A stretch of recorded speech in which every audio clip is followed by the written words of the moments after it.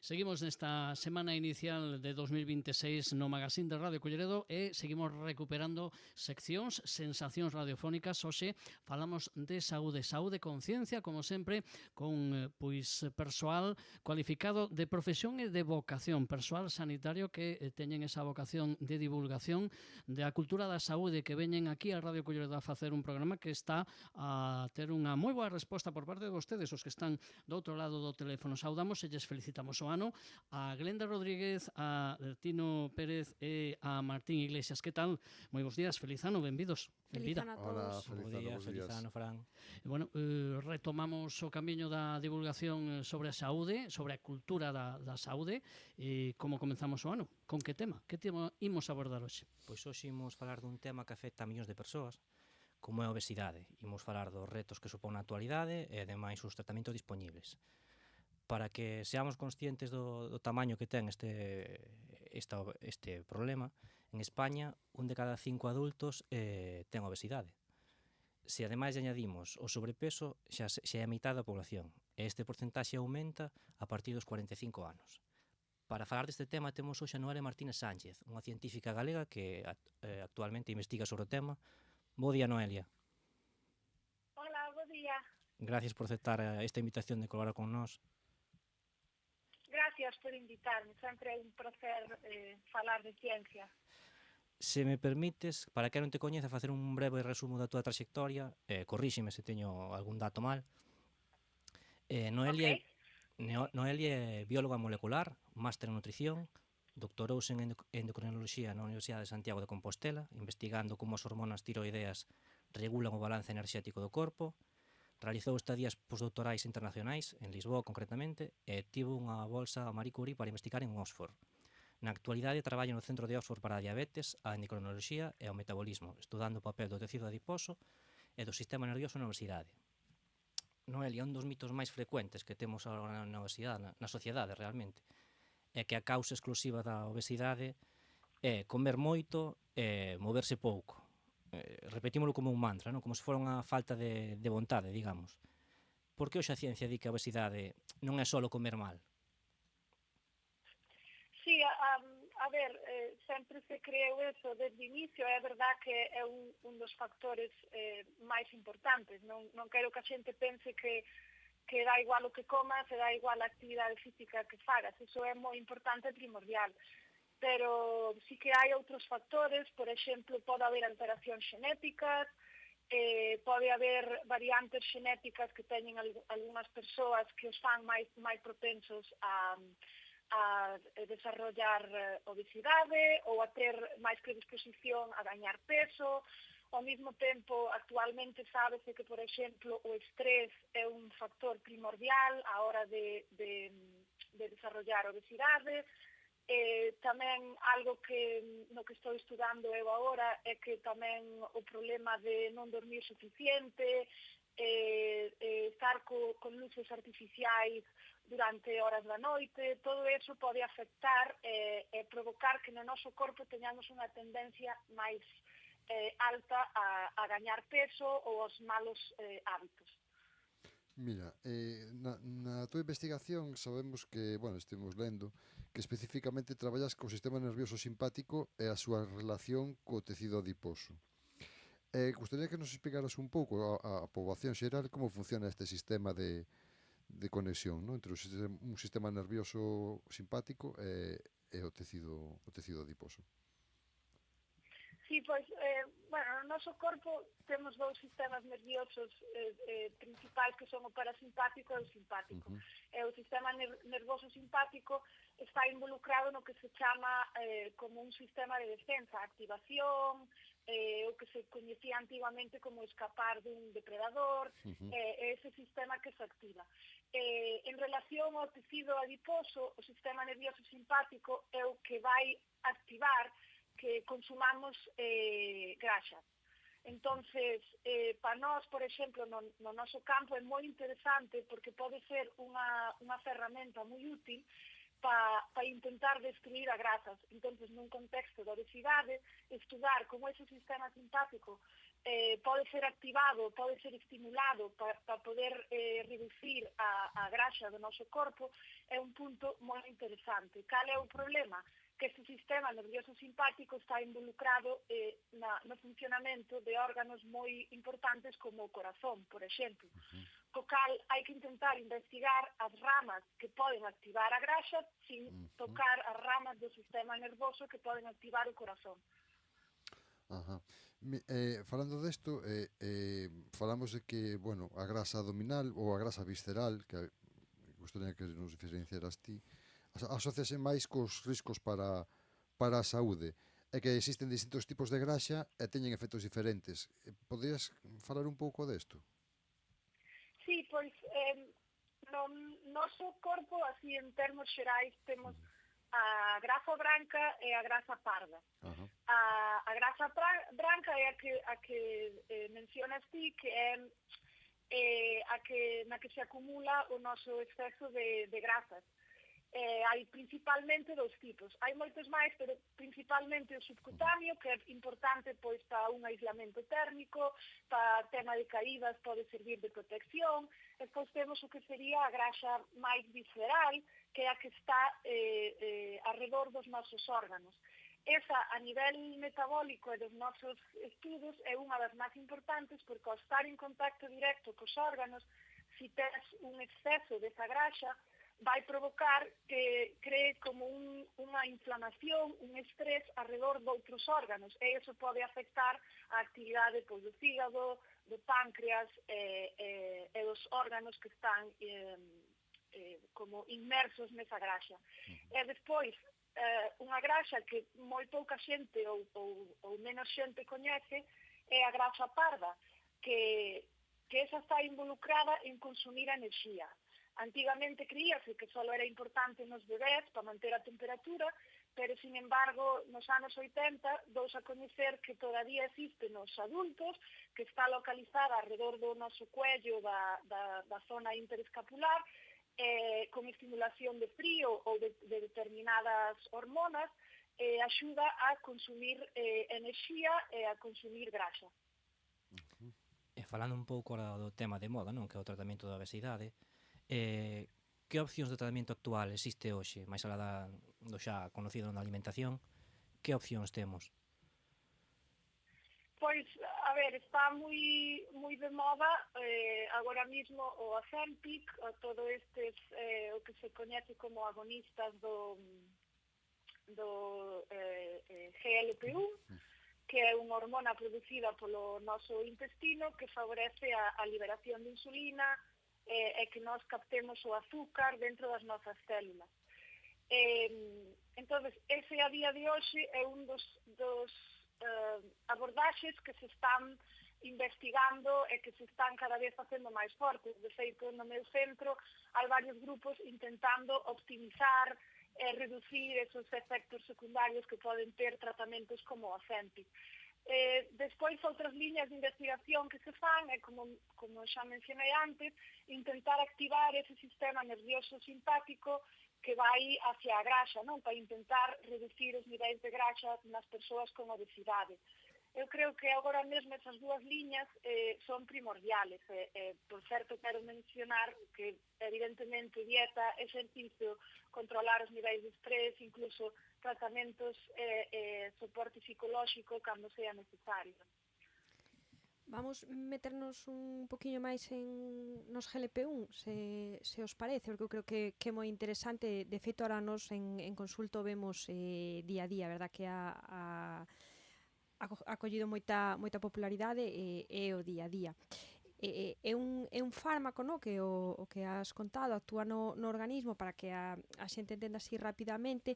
O que van a notar é que disminúe o apetito, no? O segregar aí unha hormona, pois disminúe o apetito, entón teñen menos ganas de comer, no? Por aí pode ir un pouco a cousa, ademais de outros efectos. A min gustaríame saber en que casos está indicado, para que tipo de pacientes é indicado, ou polo contrario, se algún tipo de pacientes que podemos decir neste caso non.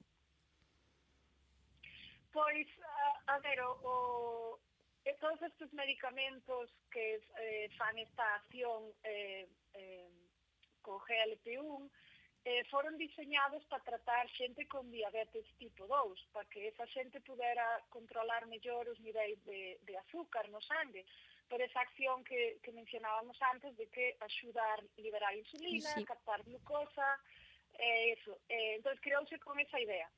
O que pasa é que se veu, como ti ben mencionaches, que reduce o apetito, tamén reduce a mobilidade no estómago, co cal tes esa sensación de saciedade durante máis tempo. Por eso se empezou tamén a usar en persoas que teñan pois niveis de obesidade moi altos, o sea, xa non é só teño 3-4 kilos de máis, é para xente que de verdade ten un problema, un índice de masa corporal moi elevado. Eu creo que esta pregunta é, é obligatorio. Agora, despois xa de... Bueno, levamos pois, casi un ano ou dous aquí no noso medio utilizando con certa regularidade.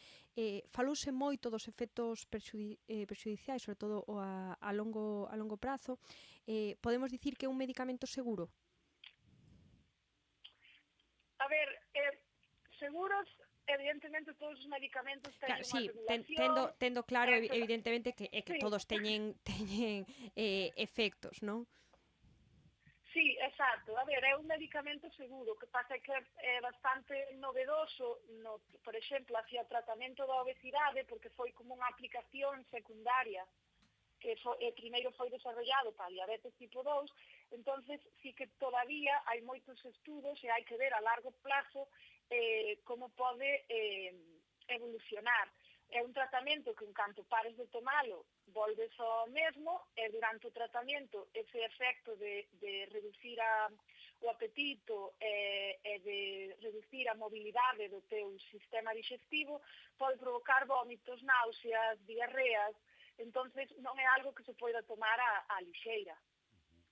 Entendo que non de feito permanente, non? Se trata dunha axuda igual que vai acompañada de exercicio, cambios dietéticos e logo vaise retirando. Claro. Evidentemente ten que ir sempre acompañado dunhas pautas. Por exemplo, agora hai algunhas persoas que deixan de tomalo e volven a gañar o peso. Por qué? Porque por moito que cambiaran os hábitos, esa sensación de apetito volven a ter. Entonces, aí, sabe, costa moito manter esa baixada de peso. Entonces, por exemplo, o que se está investigando agora é combinar eses medicamentos que son unha forma artificial do GLP-1 con outras moléculas, outras hormonas do corpo que axudan a estabilizar ese efecto. Son liñas de investigación que se están facendo agora como para intentar que ese efecto no corpo se manteña durante máis tempo e que as persoas non sufran ese rebote. Mira, falamos de que a eficacia, a eficiencia do medicamento chega a cifras hasta 15% de perda de peso corporal.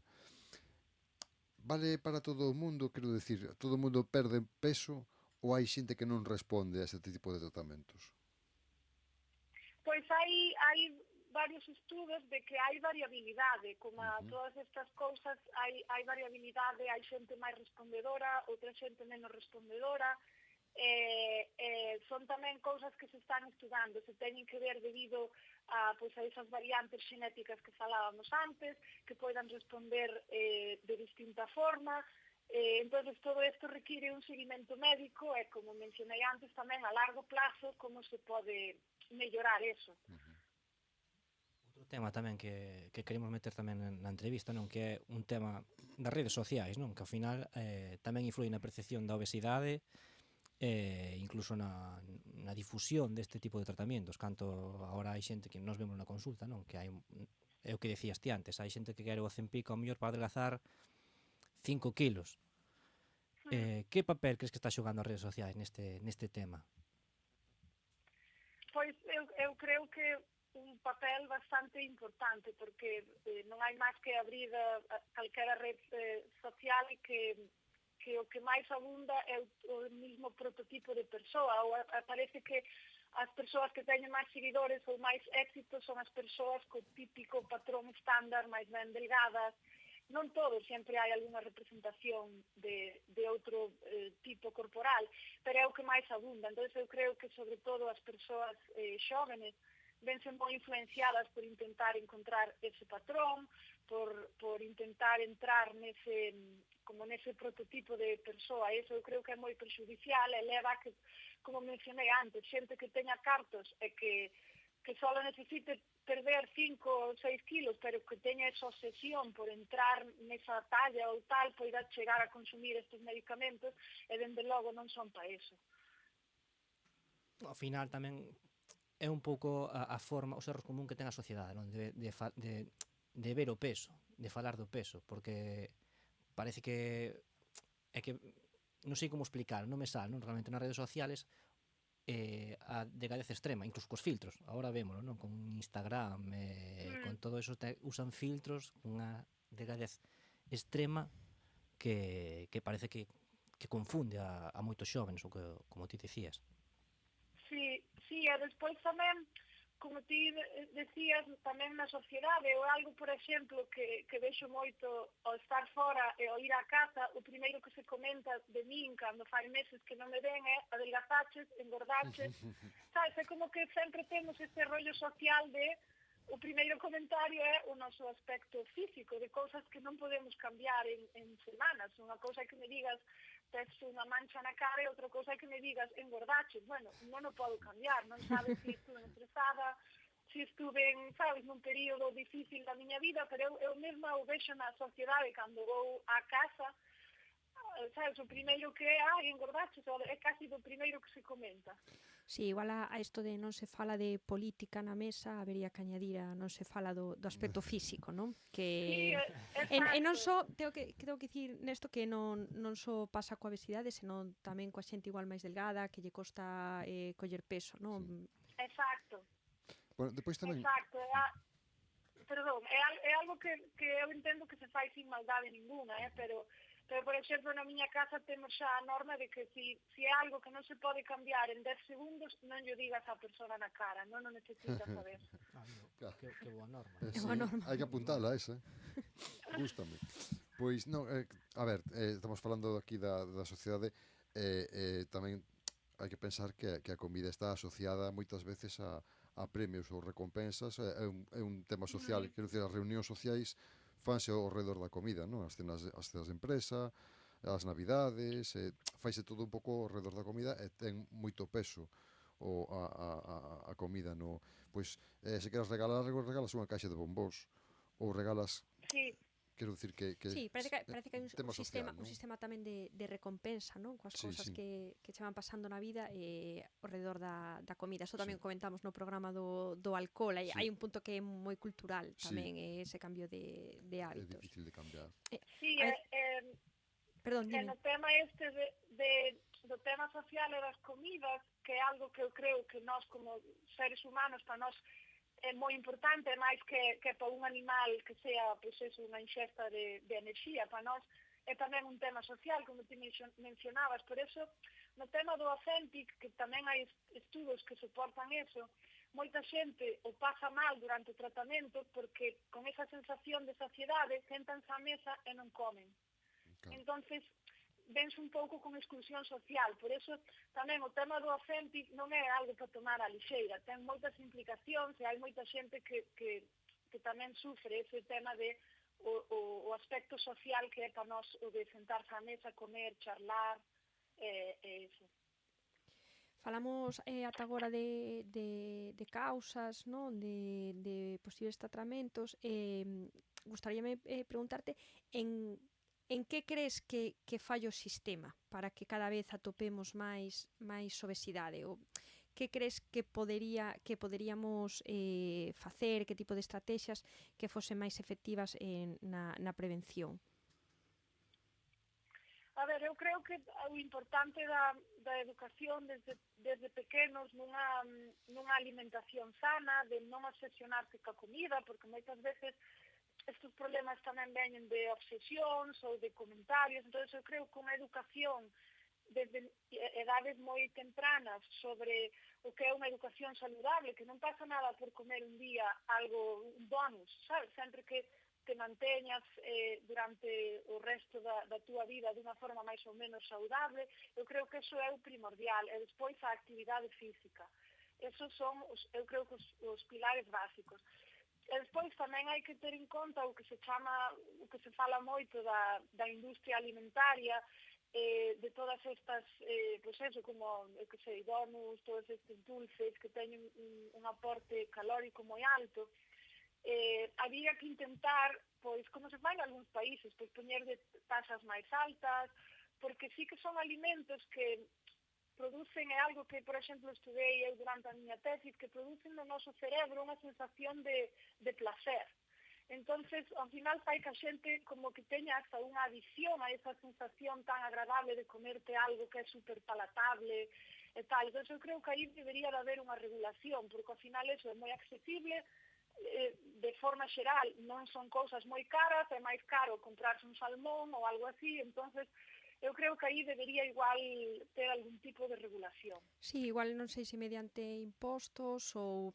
A mí Sí. Resúltame curioso que nos centros de saúde ou nos hospitais ou nos colexios pode haber máquinas expendedoras con este tipo de produtos, por exemplo, que é unha cosa moi Sí. non parece sinxela de regular, tampouco...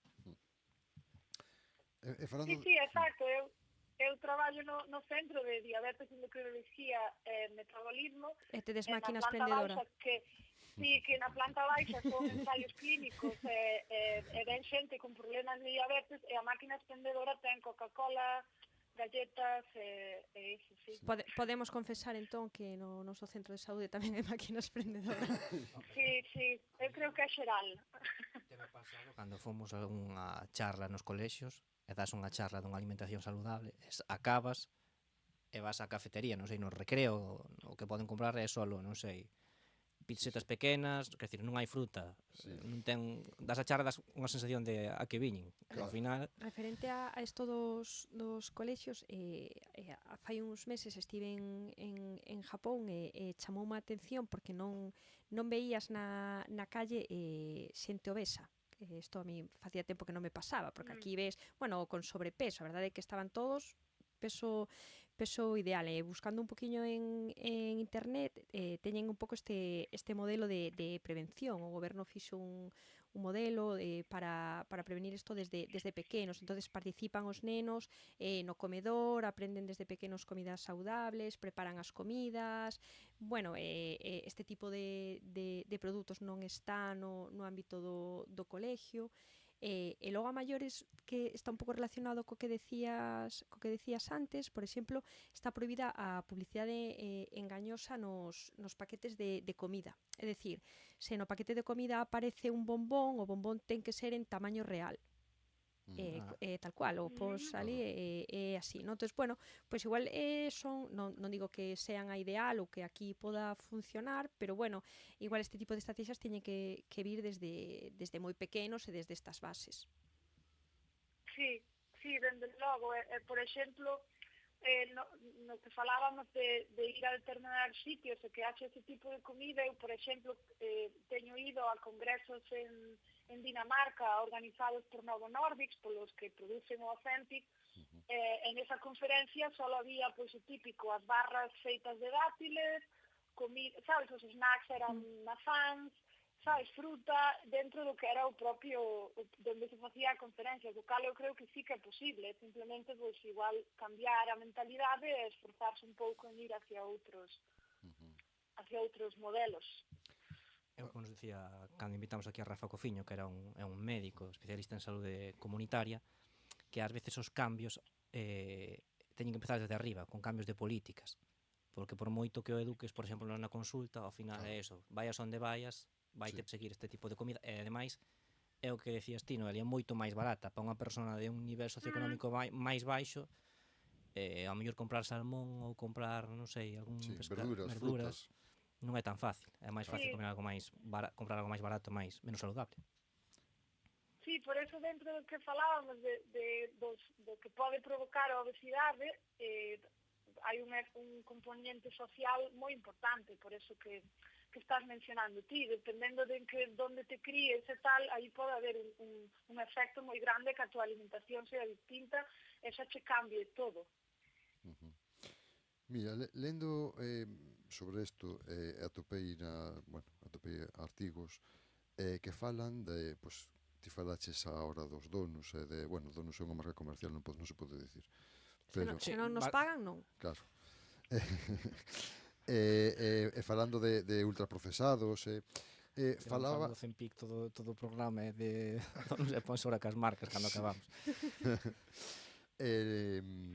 Falábamos de que, bueno, lendo aparecían artigos relacionando pois esos ultraprocesados e outros produtos de uso común con disruptores endocrinos que tiñan algo que ver. Que sabes ti? Que nos podes contar ti deso? A ver, eu non é o campo de estudio ao que me dedico, pero sí, os ultraprocesados, ao fin e ao cabo, con todos eses, xa non a nivel de graxas, azúcares que leven, tamén levan pois outro tipo de conservantes, outro tipo de sustancias pois que poden provocar, sabes, pois eso, alterar o noso metabolismo no corpo. Entonces, eu creo que, vamos, ultraprocesados, como digo, non hai tampouco que obsesionarse, non pasa nada por comer algo un día. O problema ven cando ese é o noso patrón de alimentación ou tomamos como algo constante. Eso, ao final, afecta os nosos niveis de hormones, o noso metabolismo e vai provocar eso, que pouco a pouco vayas levando o sobrepeso ou chegues á obesidade. Bueno, Noelia, non temos tempo para máis, xa está aquí presionando o noso director para que cerremos. Antes de acabar, gustaría facer unha pregunta que lle facemos a todos os invitados, que en que momento para ti, é algo unha pregunta persoal, non nada de ciencia agora, en que momento para ti é saúde, un momento do día a día, pode ser, non sei, un café despois de comer ou que momento para ti é saúde no día a día? Pois, por exemplo, algo que empecé a facer fai pouco é que sempre que me levanto tardo como mínimo media hora ou unha hora en mirar o teléfono. Intento que me dé, pois eso, a claridade do día, porque ora estou nun grupo de ritmos circadianos e estudiamos o efecto da luz e creo que é moi importante que a primeira hora do día che dé a luz natural e deixalo móvil. E despois, pola tarde, para min é primordial sair a correr. A min gustame correr e para min é un momento de aire puro, tranquilidade e desconexión.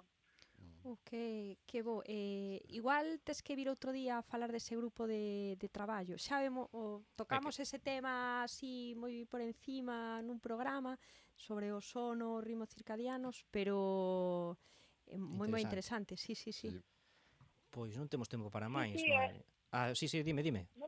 Remata. Non, que solo para cerrar, que os ritmos circadianos está agora moi de moda, pero porque ten un impacto tamén a nivel metabólico, que é o que estudamos é moi importante, máis do que a xente pensa. Sí, eso, bueno, tivemos aquí un dos maiores maiores expertos, non, en cronobiología de España, falamos con el, non fai moito.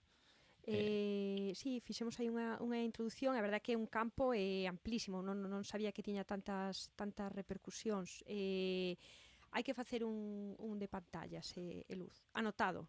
Sí.